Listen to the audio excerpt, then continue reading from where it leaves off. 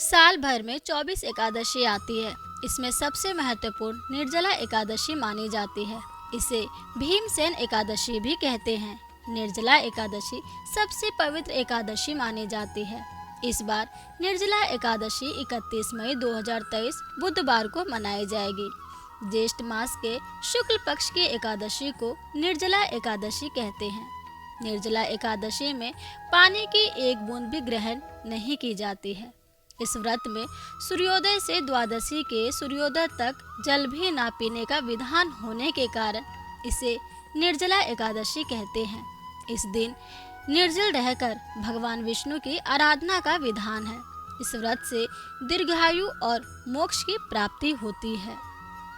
तो दोस्तों, बात करेंगे कि निर्जला एकादशी व्रत का शुभ मुहूर्त क्या है पूजा विधान, क्या है व्रत कथा और निर्जला एकादशी पे हमें कौन कौन से कार्य नहीं करने चाहिए। यानी कि आपको इस वीडियो में निर्जला एकादशी से जुड़ी संपूर्ण जानकारी मिल जाएगी। और साथ ही बात करेंगे कि निर्जला एकादशी के दिन क्या हम पानी पी सकते हैं, इससे हमारा व्रत तो नहीं टूटेगा। तो दोस्तों, इसके बारे में भी मैं आपको बताऊंगी। यानी कि आपको इस वीडियो में निर्जला एकादशी से जुड़ी संपूर्ण जानकारी मिल जाएगी। तो वीडियो को अंत तक देखना। और अगर आप शिव प्रिया चैनल पर नए हैं तो चैनल को सब्सक्राइब करना ना भूलें। और हाँ दोस्तों, नीचे दिए गए बेल आइकन को भी जरूर प्रेस करें ताकि वीडियो की नोटिफिकेशन सबसे पहले आपको मिल सके। तो बात करते हैं सबसे पहले निर्जला एकादशी 2023 शुभ मुहूर्त के बारे में। तो दोस्तों, हिंदू पंचांग के अनुसार निर्जला एकादशी 31 मई को मनाई जाएगी। एकादशी तिथि की शुरुआत 30 मई को दोपहर में 1:07 पर होगी और इसका समापन 31 मई को दोपहर 1:45 पर होगा। साथ ही इस दिन स्वार्थ सिद्ध योग का निर्माण होने जा रहा है। स्वार्थ सिद्ध योग का समय सुबह 5:24 से लेकर सुबह 6 बजे तक रहेगा। निर्जला एकादशी का पारण 1 जून को किया जाएगा, जिसका समय सुबह 5:24 से लेकर सुबह 8:10 तक रहेगा। अब बात करते हैं निर्जला एकादशी पूजन विधि के बारे में। तो दोस्तों, निर्जला एकादशी के दिन सुबह स्नान करके सूर्य देव को अर्घ्य दे। इसके बाद पीले वस्त्र धारण करे और भगवान विष्णु की पूजा करे। व्रत का संकल्प ले भगवान विष्णु को पीले फूल, पंचामृत और तुलसी दल अर्पित करे। साथ ही भगवान विष्णु और माँ लक्ष्मी के मंत्रों का जाप करे। व्रत का संकल्प लेने के बाद अगले दिन सूर्योदय होने तक जल की एक भी बूंद ग्रहण ना करे। इसमें अन्न और फलाहार का भी त्याग करना होगा। अगले दिन यानी द्वादशी तिथि को स्नान करके फिर से श्री हरि की पूजा करने के बाद अन्न जल ग्रहण करे और व्रत का पारण करे। दोस्तों, अब बात करते हैं निर्जला एकादशी व्रत के महत्व के बारे में। कहते हैं यह एकादशी व्रत धारण कर यथाशक्ति अन्न, जल, वस्त्र, आसन, जूता, छतरी, पंखी तथा फल आदि का दान करना चाहिए।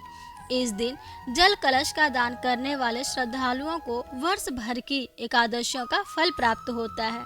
इस एकादशी का व्रत करने से अन्य एकादशियों पर अन्न खाने का दोष छूट जाता है तथा संपूर्ण एकादशियों के पुण्य का लाभ भी मिलता है। श्रद्धा पूर्वक जो इस पवित्र एकादशी का व्रत करता है वह समस्त पापों से मुक्त हो जाता है। अब दोस्तों, निर्जला एकादशी व्रत कथा के बारे में जान लेते हैं और इसके बाद जानेंगे कि एकादशी के व्रत में हमें भूल कर भी कौन से कार्य नहीं करने चाहिए।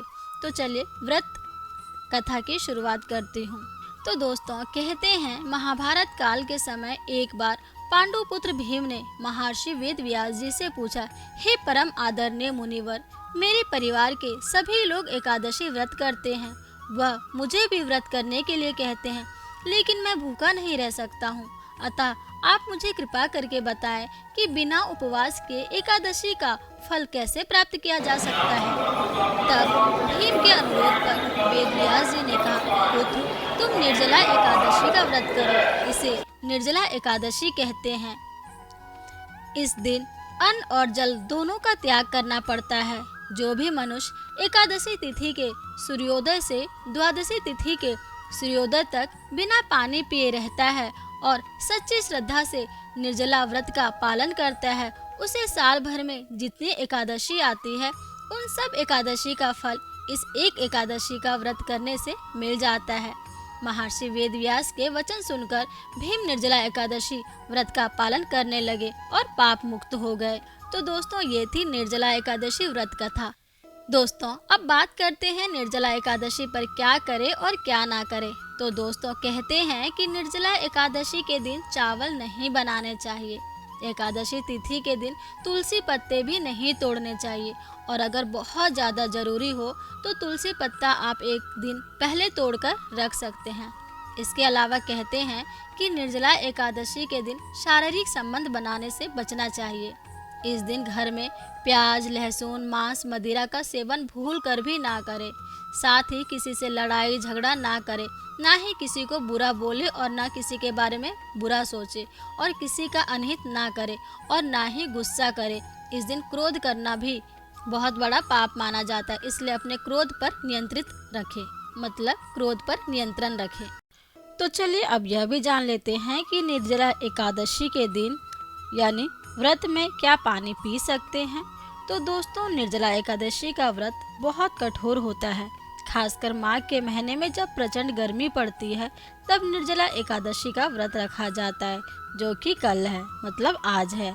जीवन में जल को महत्व को बताता है, लेकिन अगर आपने निर्जला एकादशी का व्रत रखा है तो आपको अधिक प्यास लग रही है या ऐसी स्थिति आ पड़े कि जल के बिना प्राण संकट में आ जाए, तो इसके लिए शास्त्रों में कुछ उपाय भी बताए गए हैं, जिससे कि आपकी प्यास भी बुझ जाएगी और कोई दोष नहीं लगेगा। साथ ही इस विधि से जल ग्रहण करने पर आपका व्रत भी निष्फल नहीं होगा।